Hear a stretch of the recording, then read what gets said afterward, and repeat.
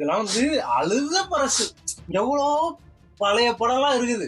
இதை இந்த ஒன்லைன்ல சினிமாட்டோகிராஃபி நல்லா பண்ணிருக்காங்க. கேமரா வந்து நல்லா கொஞ்சம் வேலை வாங்கியிருக்காரு cameraman.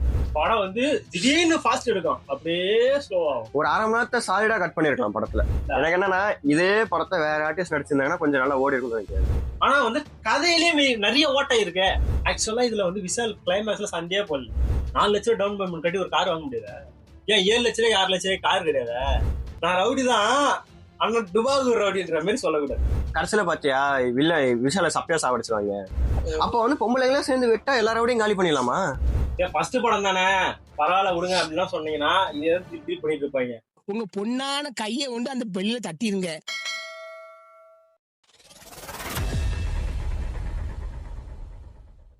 Hi hello, welcome to cinema பைத்தியம்.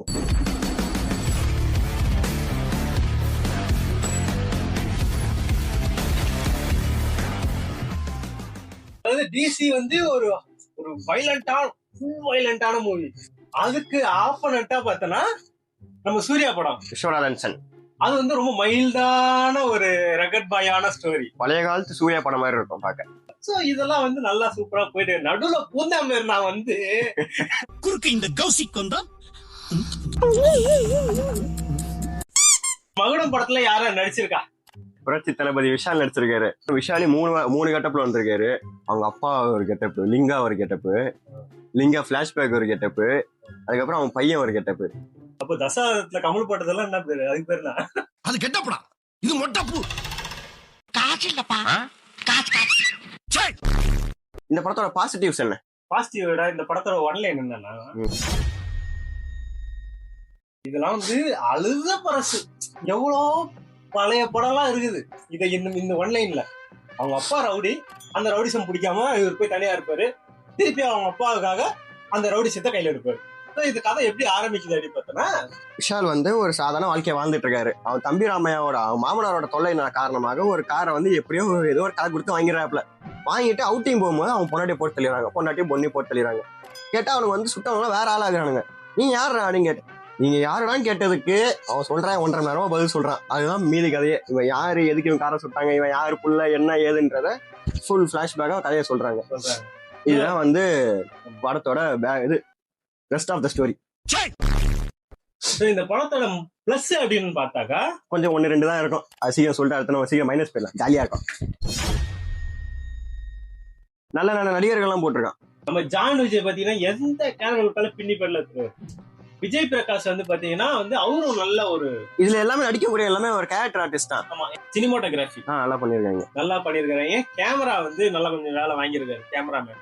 பிஜிஎம் ஓரளவுக்கு நல்லா இருக்கு. அந்த லிங்கா பிஜிஎம் நல்லா இருக்கு. சோ அது வெரி கேஸ்ட் இது காஸ்டியூம், அந்த காஸ்டியூம்லாம் பாத்தீங்கன்னா நல்லா இருக்கு. எல்லாரோட காஸ்டியூமும் நல்லா இருக்கு. அதுக்கப்புறம் எடிட்டிங் நல்லா இருந்துச்சு ஓரளவுக்கு. பேக்ரவுண்ட் மியூசிக் ஜிவி பிரகாஷ் அவர் ஓரளவுக்கு நல்லா போல. இதெல்லாம் வந்து ஓரளவுக்கு வந்து ஒரு பிளஸ். படத்தோட மைனஸ்ன்னு பாத்தீங்கன்னா ஒரு லிஸ்ட் போடலாம். படம் வந்து திடீர்னு ஃபாஸ்ட் எடுக்கும், அப்படியே ஸ்லோ ஆகும். ஒரு அரை மணி நேரத்தை சாலிடா கட் பண்ணிருக்கலாம் படத்துல. ஒரு மூடு செட் ஆகி போயின்னு அந்த மூட்ல போயினே இருக்கணும். திடீர்னு வந்து லவ் ஓகே, அப்படியே பார்த்தா சென்டிமெண்ட். படம் எல்லாம் ஃபர்ஸ்ட் அப்படிதான் இருந்துச்சு. இப்ப ட்ரெண்ட் மாறிடுச்சுல. ட்ரெண்ட் மாறினாலும் சில படங்கள் வந்து எல்லா படம் இதே மாதிரி ட்ரெண்ட்ல ஓட மாட்டேங்குது. அப்படி கிடையாது, ஏதோ ஒரு சண்டை இருக்கு. படம் ஃபுல்லா வந்து அடிச்சுனே இருந்தா அது வந்து WWF மாதிரி ஆயிடும் படம் பார்க்கறதுக்கு. இப்போ இந்த படம் வந்து என்ன படம்னா, ஒரு ரவுடிக்கான ஒரு படம், ஒரு டானுக்கான ஒரு டான் படம். இதே நீ பாஷா எடுத்துக்க, ஒரு ஆஃப் ஃபுல்லாவே அவரோட மோசமான ஒரு ரவுடிசம், செகண்ட் ஆஃப் ஃபுல்லாவே. ஆமா, ஃபர்ஸ்ட் ஆஃப் ஃபுல்லாவே அவர் ஒரு சாஃப்டான கேரக்டர், பாட்டு காமெடின்னு போயிட்டு இருக்கான். நடுவுல பூந்து பண்ணியிருந்தாங்கன்னா படம் எல்லாம் இருந்திருக்குமா? இப்போ அவரு வந்து பாஷா பயா வந்து இதுல இருக்கிறாரு பாம்பேல, அங்க வந்து காமெடி பண்ணியிருந்தா நல்லா இருந்திருக்குமா? நல்லா இருக்காது. அந்த மூட்ஸ் ஸ்பாயில் ஆகல. அதுதான் இதுல பண்ணிருக்காங்க. நீங்க டான் கேரக்டர் காட்டுறீங்களா, டான்னா ஃபோர்ஸான டானா காமிச்சினே இருக்கணும். நீ வந்து சாஃப்டான கேரக்டர் காட்டுறதுதான் பையன் இருக்காரு. யாரு? விஷால் வந்து பையன் விஷால் வந்து சாஃப்டான கேரக்டர், காமெடி கேரக்டர். ஓகே, அவன் என்ன பண்ணிட்டானா, நான் ஸ்கிரீன் பிளே கொஞ்சம் ட்விஸ்டா சொல்றேன்ட்டு அதை கொண்டு இதுல போட்டு இதை கொண்டு அதுல போட்டு மாத்தி சொல்லிட்டான். நீ என்ன பண்ண, ஃபர்ஸ்ட் ஹாஃப் ஃபுல்லா பழைய விஷா காட்டிட்டு செகண்ட் ஹாஃப் ஃபுல்லா அப்பா விஷால காட்டி கிளைமேக்ஸ்ல பழைய விஷால் கொண்டு வந்து அப்படி முடிச்சா இன்னும் கொஞ்சம் ஓரளவுக்கு பார்க்க லீனியரா இருந்திருக்கும் படம். நடுவுல இது பண்ணோடனே கொஞ்சம் அது கொஞ்சம் திடீர்னு ஸ்லோ ஆகிற மாதிரி இருக்கு. ஏன்னா 3 மணி நேரம் படம், 3 மணி நேரம் தூங்கிடுவாங்க. அவர் வந்து தட்டினா வந்து தண்ணி கீழே செதறாததுக்கு ஒரு டெபினேஷன் கொடுப்பாங்க.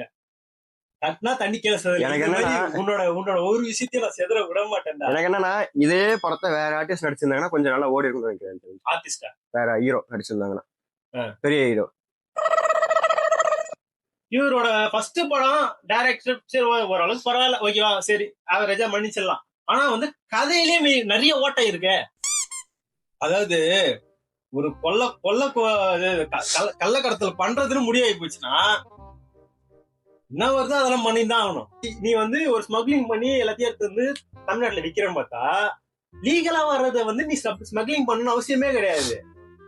ஆனா இல்லீகலா வரும், தடுத்துருவாரு. இல்லீகலா உள்ள வரக்கூடாது. அப்ப நீ என்ன புடுங்க போற எனக்கு சொல்லி தொலை. நீயும் படுக்க மாட்ட, அவனையும் படுக்க விட மாட்ட. எப்படியா உனக்கு இவ்வளவு காசு வந்துச்சு? பெரிய வரச்சனை ராஜன் நினைப்பு ஊக்கு போட்டு எடுத்து வர்றாரு. ஊக்கு போட்டா கூட அவன் எத்தனை வந்து விக்கிறாங்க இல்ல, அவங்க கூட பணக்காரனா காட்ட மாட்டாங்க, சாதாரணமா தான் காட்டுவாங்க ராஜனை. ஒரு போட் வேணா வச்சுக்கலாம், அதிகபட்சம் உன் பேர்ல வந்து ஒரு போட் இருக்கும். ஸ்ப்ளெண்டர் பைக்கோட ஒரு மோட்டர் எடுத்து ஃபிக்ஸ் பண்ணிட்டு போயின்னு இருக்கலாம். ஓஹோ அப்போட கவர்ந்துடும், படம் முடிஞ்சிடும். இந்த கதையில வந்து பாத்தோன்னா ஃபர்ஸ்ட் வந்து அப்பா பையன் விஷால் வந்து கார் வாங்க போவாங்க. காரு 4 லட்சம் ரூபாய் டவுன் பேமெண்ட் கட்டணும். ஆமா, 4 லட்சம் ரூபாய் டவுன் பேமெண்ட் கட்டி ஒரு கார் வாங்க முடியாது. ஏன் 7 லட்சம் ரூபாய் 6 லட்சம் ரூபாய் கார் கிடையாது? காரே இருக்கு 7 லட்சம் ரூபாய்க்கு. நீ நினைச்சா 4 லட்சம் ரூபாய் டவுன் பேமெண்ட் வாங்கி இருக்கலாம். அது வந்து கதையை அடுத்த நகரத்துக்கு கொண்டு போறாங்க. அதான் இது வந்து கனெக்டே ஆகாது இந்த மாதிரி விஷயம் எல்லாம். காரு வாங்கணும்னு முடிவு பண்ணிட்டானா காரு வாங்கிடலாம். 4 லட்சம் ரூபாய் வச்சிருக்க, நீ 1 லட்சம் ரூபாய் 2 லட்சம் ரூபாய் வச்சிருக்க, 4 லட்சம் ரூபாய் வச்சிருக்க அப்படின்னும் போது ஜீரோ பேமெண்ட்ல வாங்கி கொடுக்க மாட்டாங்களா? கொடுக்க மாட்டான். இது பிறந்ததுல இருந்தே இப்படித்தானா, மூளை வளர்ச்சி குறைவா. 4 லட்சம் ரூபாய் வச்சிருக்கணும் போது அழகா வந்து ஒரு காரை வாங்கலாம். 7 லட்சம் ரூபாய் காரே இருக்கு. நீங்க போய் பாக்குறதெல்லாம் 15 லட்சம் ரூபா 13 லட்சம் ரூபாய் கார் வாங்கி, உங்களுக்கு காரு தான் வேணும்னா நீங்க ஏதோ ஒரு காரை வாங்கிருப்பீங்க. கடைசியில அந்த பொண்ணு பொம்மை கார் வாங்கி கொடுப்போம் பாத்தியா? அதையும் 10,000டா நீ இதுதான் லைக் வச்சுட்டு போறேன்னு கொடுத்துருவாங்க கடைசியில. ஆக்சுவலா இதுல வந்து விஷால் கிளைமேக்ஸ்ல சண்டையே போடல, லேடிஸ் விட்டு அடிச்சு போட்டுருப்பாங்க. லேடிஸ் அடிப்பாங்க, அது ஒரு தேவையில்லாத சீன். அது நீ புடுங்குறது பூராமே தேவையில்லாதான், போய் புடுங்கு போ. சண்டைக்காரங்களை வந்து கூட்டு வந்து சண்டை போட வச்சா நியாயம் இருக்கு. நீ மீன் வெட்டுறவங்களை கூட்டு வந்து அருவாள் எடுத்து சண்டை போடுறாங்க, பறந்து வெட்டுறாங்க. இவங்க வெட்ட மாட்டாங்களான்னு ஒரு டைலாக் வேற. இதெல்லாம் ஒரு டைலாக்கா? டேய் என்னடா டைலாக் இது? எவன் எழுதி கொடுத்தானே அது இப்படி பேசிட்டு போறான்? அப்ப வந்து பொம்பளைங்களா சேர்ந்து வெட்டா எல்லாரோடையும் காலி பண்ணிடலாமா? ஆமா. அப்ப எதுல எத்தனை வருஷமா சண்டை போட்டு இருந்த? ஆரம்பத்துல பொம்பளைங்களை கட்டி குதிப்பு வெட்டுமான வெட்டு வந்துட்டு போறாங்க. படம் 10 நிமிஷம் முடிஞ்சிருங்க. இல்ல டான் யாரு? பொம்பளைங்க தான் டானு. இல்ல பெரிய டான் ஒருத்தர் இருக்கிறான்னு வச்சுக்கேன், அவன் உட்காந்துருப்பான். இதெல்லாம் போய் சேர்ந்து வெட்டிட்டு ஐயா இனிமேட்டு நான் உங்க அடிமை. என்ன வெட்டினது நீயே தானே போய் காலில் விடுற, இனிமே நான் தான் உங்க அடிமை. அதாவது எப்படின்னா ஹீரோ அடி வாங்கணும் முடிவு பண்ணிட்டா வில்லனுங்களாம் துப்பாக்கியும் கத்தி எடுத்து வந்து நின்றுவானுங்க. நான் ஹீரோ தான் அடிக்க போறேன்னா வில்லனுங்களாம் வெறுங்க இடம் நிற்பானுங்க. ஆமா. இதே அவன் கிளைமேக்ஸ் அவன் துப்பாக்கி வச்சிருந்தானே, இவனுக்கு அறுவாள் வச்சிருந்தாங்கன்னா, ஹீரோ அறுவாள் வச்சிருந்தாங்கன்னா படம் என்ன ஆகும்? கடைசியில பாத்தியா விஷால சப்பையா சாவடிச்சிருவாங்க. ஆமா. 4 பேர் உள்ள இறங்கி சுட்டு தள்ளுவாங்க. இதை முதலே பண்ணிருக்கலாமே. எதுக்கு இத்தனை வருஷம் அவனை அடிக்கணும் பிளான் பண்ணணும்? அழகா திடீர்னு ஒருத்தன் உள்ள வந்து இறங்கி 4 பேர் சுட்டா செத்துற போறான். வீட்டுல இருந்து வீட்டுல உட்காந்துருக்கானா ஒரு 10 கிலோமீட்டர் தள்ளி ஒரு ஸ்னைப்பர் போட்டு சாவடிச்சா செத்துற போறான். இதான் பண்ணுவாங்க. வந்து இதெல்லாம் வந்து எடுத்துக்கவே முடியல. என்னையா நீ ஒண்ணு ரவுடி இல்லன்னு சொல்லு, இல்ல நான் ரவுடின்னு சொல்லு. நான் ரவுடி தான், அண்ணன் டுபாகூர் ரவுடின்ற மாதிரி சொல்லக்கூடாது. எப்பவுமே கதை ஒரு இடத்துல அடுத்த கட்டத்துக்கு போகும்போது நடுவில் இருக்க லாஜிக் வந்து அக்செப்டபிளா இருக்கணும். அது இல்லைன்னா படம் ஓகே ஆயிரும். இதுல வந்து அந்த லாஜிக் வந்து அக்செப்டபிளா இல்லைன்றனால படம் கொஞ்சம் வந்து டவுன் ஆயிடுச்சு. நாங்களாம் இந்த எந்த பத்துக்குமே இவ்வளவுதான் பேசுனது கிடையாது. சரி ஃபர்ஸ்ட் படம் தானே பரவாயில்ல விடுங்க அப்படின்னா சொன்னீங்கன்னா இதே திருப்பி பண்ணிட்டு இருப்பாங்க. அதனால தயவுசெய்து நல்லா இருக்குன்னு சொல்லணும், நல்லா இருக்குன்னு. இந்த படம் அந்த அளவுக்கு ஆவரேஜா தான் இருக்கு. ஆவரேஜ் ரொம்ப சும்மா ஒரு தடவை பார்க்கலாம். எல்லா படமும் ஒரு தடவை பார்த்துதான் ஆகணும். இது அது மாதிரி இது ஒரு தடவை கூட பார்க்க முடியாத நிறைய படம் இருக்குது. அப்படிலாம் ஒரு தடவை பார்க்கலாம், திருப்பி போய் பாக்குற அளவுக்கு வராது. இனிமே நீ படம் உன்னை எடுக்க வேணாம்னு சொல்ல. தயவு செஞ்சு 4 பேர்கிட்ட கேட்டு தெரிஞ்சுக்க. ரைட்டிங் நல்லா பண்ணு, ஸ்கிரீன் பிளே நல்லா பண்ணு, டியூரேஷன் வந்து கம்மி பண்ணு, ஹிட் பண்ணி காசு பாரு, அவ்வளவுதான். இதுதான் வந்து மகுடம் படத்தோட ரிவ்யூ வந்து ரோஸ்ட். இந்த படத்துக்கு என்ன ரேட்டிங் கொடுக்க போறேன்? 3. நான் வந்து 2.5 கொடுக்குறேன். ஏன்னா படம் வந்து எனக்கு அவ்வளவுதான் பிடிச்சிருந்துச்சு. இந்த வீடியோ உங்களுக்கு பிடிச்சிருந்தா லைக், ஷேர், கமெண்ட் எல்லாம் பண்ணுங்க. வேணும்னா விருப்பப்பட்டா உங்களால முடிஞ்சா டைம்லாம் இருந்தா சப்ஸ்கிரைப் பண்ணுங்க.